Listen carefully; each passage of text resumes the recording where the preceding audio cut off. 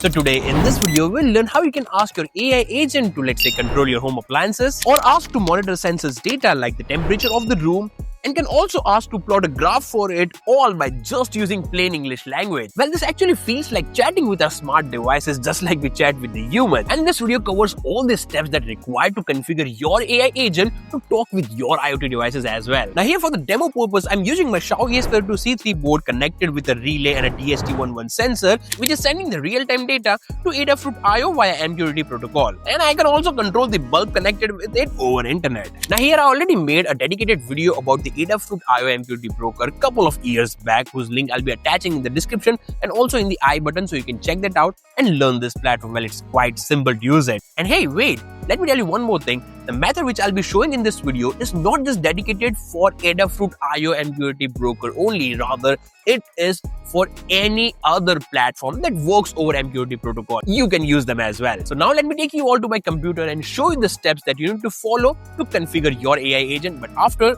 this really short ad.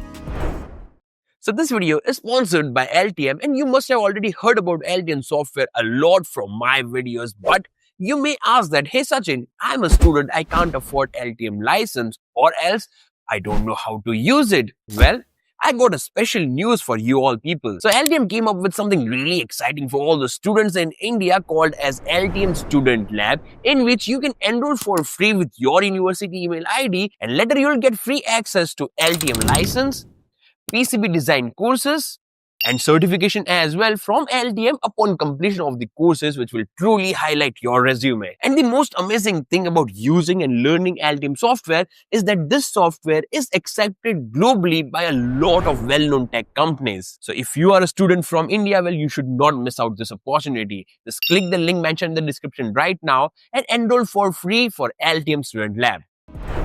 Okay, so coming back to this video, and here is the PDF document that guides all the steps to be performed inside our Claude desktop application to make it work, or rather make it talk with the Adafruit IO server or any MQTT server, okay? And by the way, this PDF document is not prepared by me, it is prepared by Claude AI itself, okay? And this PDF contains the steps for both Windows and Mac system separately, and for this video I'll be showing the steps by performing onto my Mac system. Okay, so the first thing first, we need to download and install the Claude desktop application, and the links are already provided here. This one is for the Mac system, this one is for the Windows system, so you can click and download it. In my case, I already downloaded it. After doing that, we need to install node.js, and for Mac we need to copy and paste these commands. So I'll just copy it and I'll paste them here. In my case, it is already installed, so I think this won't take much time at all. Perfect, it is installed and it also printed down the versions of it.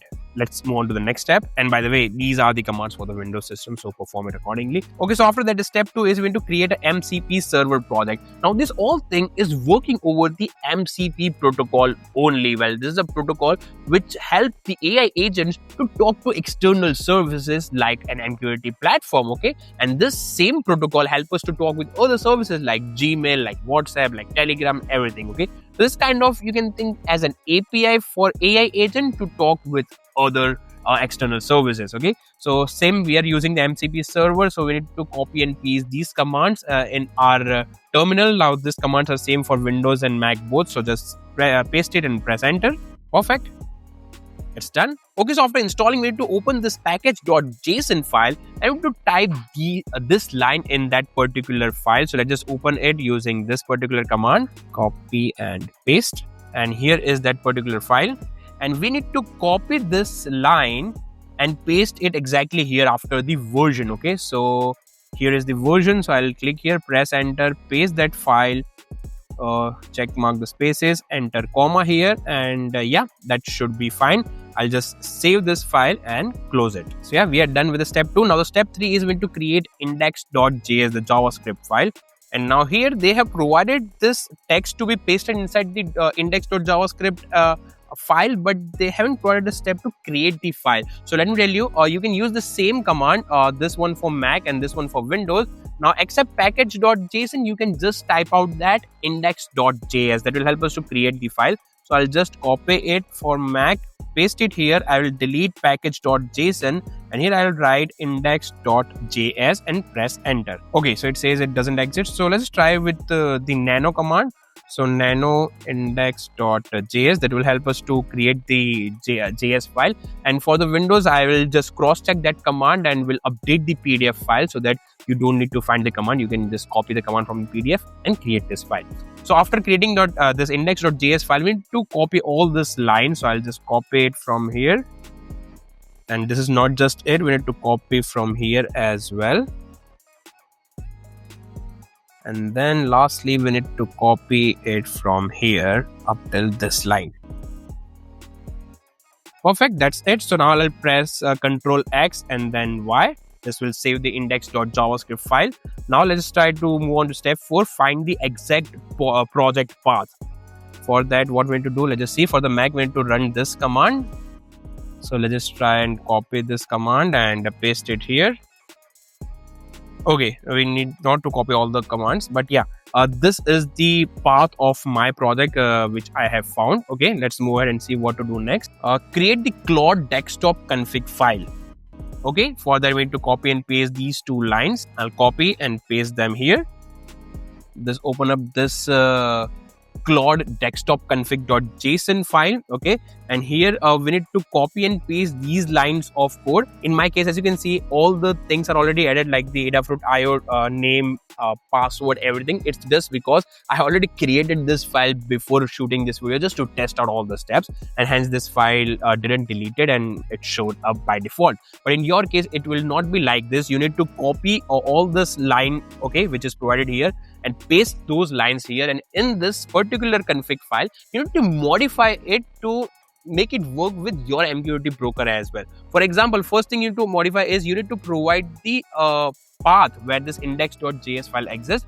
And here I guess you just need to change the username. As you can see, it is just written as your username. So you need to change it and provide your username of your computer. After that, you need to provide the MQTT credential. Now, as I said in the beginning, this is not just working for Adafruit IO MQTT broker, rather it will work for all the generic MQTT broker. So in case if you are using a broker other than Adafruit IO, you need to provide the things accordingly. For Adafruit IO users, the host name will be the same, io.adafruit.com. The port number will be the same, 1883. User and password will be different, and from where you can get it, well, inside your Adafruit IO account, you click on this key icon, and this is the username and this is the password, you can say, and you need to provide those two credentials here. Okay, so these changes you need to do inside the config.json file, and later you can just save this file and close it.